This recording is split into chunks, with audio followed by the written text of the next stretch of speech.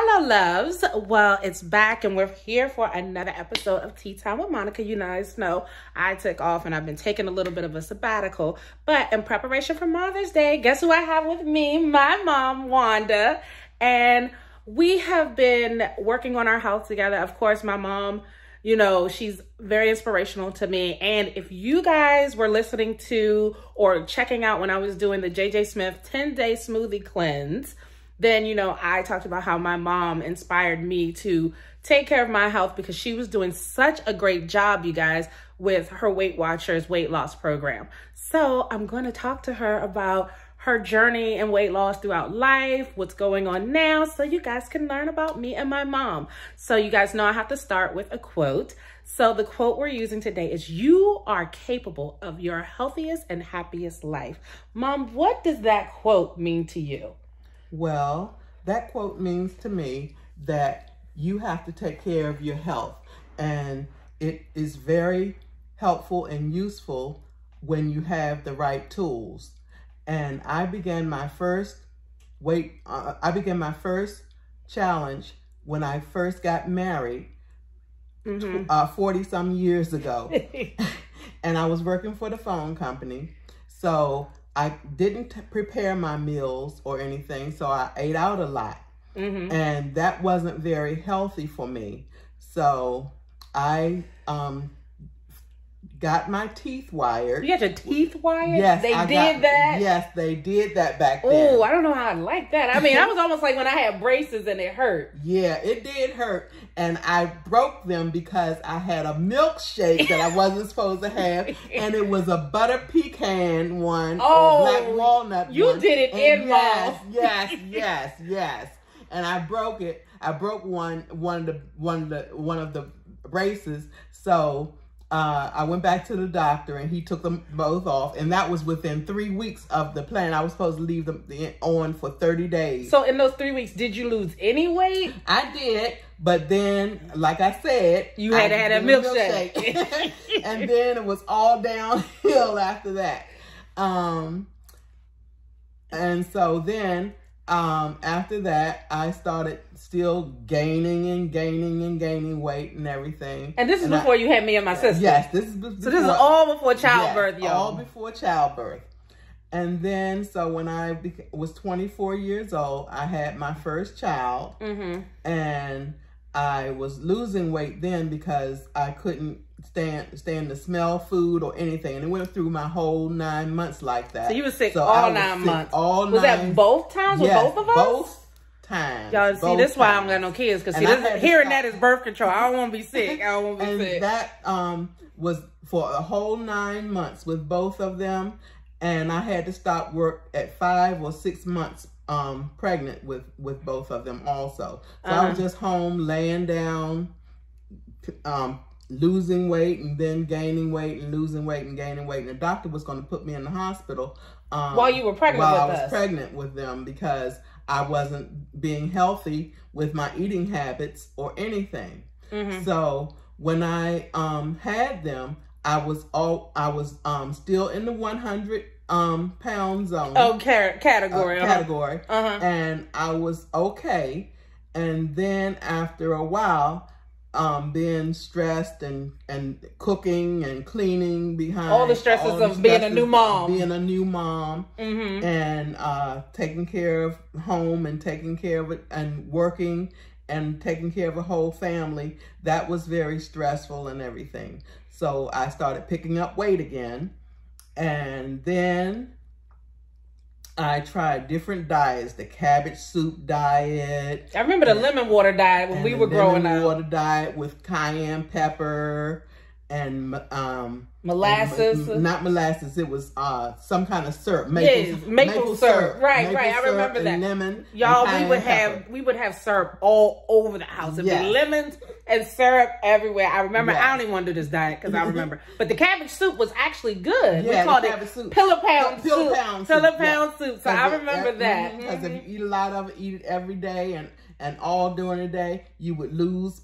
peel pounds off. I did that a couple of times, and you just have to stick with a diet plan. Now, what about working out? Were you working out then? It was just, you were just dieting. Dieting. But with the Weight Watchers program, and I started my first Weight Watchers program when I had my first grandchild. My first grandchild was born. And this is because we found out you had type 2 diabetes. Yes. So you guys, my mom has type 2 diabetes and hypertension. Yes. And what about, is the cholesterol up or is that just dad? That's I have cholesterol problems too. Okay. But I do take something, and it's in the okay zone now. Okay. So first Weight Watchers was like when we first found out you had type 2 diabetes. Yes. So that was when Mackenzie, my oldest niece who was 17, when she was younger, right? Yes, when she was about 2 or 3 years old, they gave me Weight Watchers for Christmas one year. And I went to Weight Watchers and I was in the low 300s. I kid you not, I was in the low 300s by then. And I was really fed up with my with gaining all that weight and everything. So they gave me Weight Watchers for Christmas, and then I kept it up for a while. And Weight Watchers is not a diet. It is a lifestyle change. And I realized that at age 66. So hold on, let's talk about the first time through Weight Watchers, because you did the Weight Watchers, and I remember we also had went to GW Hospital for the gastronomical surgery, and that was really what set you on. I remember going, y'all, I went with my mom and my dad, and we sat in that class, and they talked about, you know, the sleeve, the full gastronomical, where your stomach is only like about as big as your thumb, and all the side effects you can have, and how you might have to try a weight loss program prior to, because your insurance wants to make sure that you are really having a serious problem, you know, not being able to lose weight. Because honestly, it's a big change in your life when you go through the gastronomical, you know, surgeries, and you get the gastric bypass surgeries. And not that it's not a good thing for a lot of people, because some people, they really do need it, and it helps. But you have to really take into account, you know, what's best for you and your health. And I think you and Dad were just like, no surgery. No surgery. No surgery. And I had been through especially not for just losing weight. If you work the Weight Watchers plan, it will work for you. And believe it or not, I didn't realize that the first time, the second time, the third time, but this is my 4th time at Weight Watchers. And at 66, I realized that Weight Watchers works. www. Weight Watchers works. Now let's talk about how, you know, even before this time, because this time we'll get to, you know, why we started you this time. But like, we also, in between that, you did Slim Fast. Yes, Slim Fast. Slim Fast shakes. You had 2 shakes a day, and then you would have your salad. Y'all know, let me tell you about my mama. If she see a salad, y'all better run. We don't even get salad around my mama. Like, it'd be a big thing of salad or vegetables or fruit. Like, we can't even have the salad around mama. We call it a trough of salad. She will eat her salad, but what's your weakness, mama?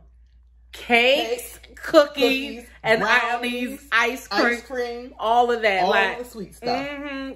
But that's our family, though, because we cook. Like, and it didn't help with trying to lose weight, and the family used to run a catering business. Yes, we ran a catering business, and people would always ask for their food line or whatever they want, and assorted desserts, and that was right up my alley. Because if we had any leftovers, all right, freeze them, keep on freeze them, or whatever. Y'all know y'all can freeze cake, right? Yes, you can freeze cake. Don't put it in the refrigerator, because it's not good. It doesn't like that.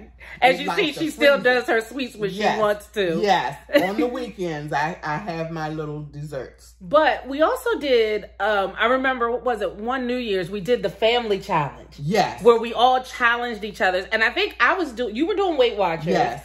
I was doing the South Beach diet. And everybody in the family who was in this pool, we weighed in weekly weigh-ins. And we put a pot of money in it. I forgot how much. What was it, like $20? $20 or something. $20, and it had to be enough of us to have like at least $100 or so. And so the winner would get the money at the end of the 6 months. Now I lost like 60 pounds in 6 months on South Beach diet. But this one here, don't challenge her because she will beat everybody out in a darn weight loss challenge. I don't care what she has to do. My mama will beat you in a weight loss challenge. So talk about how that was for you to actually have a challenge It really was wonderful because I used that as my incentive to do good. To do good. So it was like, I don't want anybody else to beat me in the weight loss shot. And y'all have to see my mother's weigh-in outfits.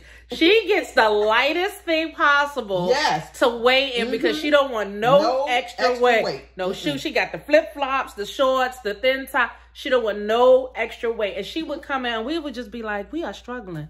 Like, I am trying. I am not eating nothing. South Beach, you know, it's no carbs. I can't have no alcohol. Couldn't do none of that. And my mama just sitting here beating the Weight Watchers. You can actually have some alcohol. Yeah. So it works, honey. It works. They had the wine glasses with the measurements on them. So it goes up to, I think it's 8 ounces. 8 ounces. Yes. And see, the thing is, my sister and I aren't even on Weight Watchers. But when we're trying to watch our weight, we actually have the glasses. So that when we're drinking wine together, we can measure them out. So when mom wants wine, when we're having like our little family gatherings, she gets her wine and the Weight Watcher says, now, mommy does mix it with what? Tell them your mix, mama. Diet ginger ale. Diet ginger ale. Because mama's a lightweight, y'all. She ain't like me drinking the whiskey straight. Mama has to have hers with that. But that's also because you're diabetic. Right. So, exactly. So when you first did Weight Watchers, how was the first time that you really noticed that it was affecting your blood sugar, cholesterol, and all that? How was it the first time? And then what was it like bouncing back into having to take the meds? Yes. When I was on Weight Watchers, before, it got me off a lot of my medications, and I really felt good. That felt good. And how did you slip back though? How did I slip back? I was stressed. I was doing a lot of stress eating. Just family life, different things come up, people passing and all that kind of stuff. I just couldn't handle that. But I didn't get through it, and I didn't stick with Weight Watchers, and I got fluffier and fluffier and fluffier. But mama could always dress though, honey. We were still in Lane Bryant. I don't know if y'all remember that story. I tell in the Plus community how my mama had that black velvet jumpsuit with the pearls around it. Mama used to dress still. Yes. But, your weight fluctuated. Yeah. And my weight fluctuated too, growing up as a child. I've been called, Miss Piggy, fat, so my grandma, but I didn't see it as a bad thing. My grandmother called me Miss Piggy, but I've always been the heavier child between me and my sister. And I think when I was younger, I lost more weight when I was playing basketball in middle school. And then when I was first in high school, I had lost a lot of weight and then started gaining weight back. Then lost some in college because, y'all, walking to college campus is serious. But then when I came home, like it has been going up and down since I've been, out of college and working. The weight has been up and down. And I will say, like, when we just discussed, what it was like having the challenge. Maybe we should do that again with the family. I know. We, having that challenge in the family and kind of having that motivation on what you doing. We got to weigh in this week. That kind of really helped. And we have a very big supportive family. Like, I got cousins everywhere. So it really helped for us to come together and bond and just work on that. And see, the problem is we all love to eat because pre-COVID, we would have had at least 2 family functions a month. Yes. And it's always full of food. Like, seriously, everybody, we are eating family. That's how my grandmother, her mom, raised the family. Like, we're just an eating family, and we love cakes. Everything is homemade, made from scratch. Grandmama and granddaddy from South Carolina, they don't let you cook no box, nothing. We don't know what box is. We may be Marylanders, but we don't know what box is. So that is a struggle for the whole family. Exactly. If you're a more petite person in the family, like most of us really have curves, but if you're more on the petite side of the family, it's simply genetics because we eat like crazy. Yeah. I don't care. Like, when we're done this podcast, I'm gonna go upstairs and have some drinks with my sister and snack on something, okay? I don't know what it is. I saw her snacking on some vegetables, but somehow a charcuterie board might get made up in here. But we like to eat. Yes. And so it's not easy for this family. No. And we have a party for anything. Anything. If you get your braces off, that's a party.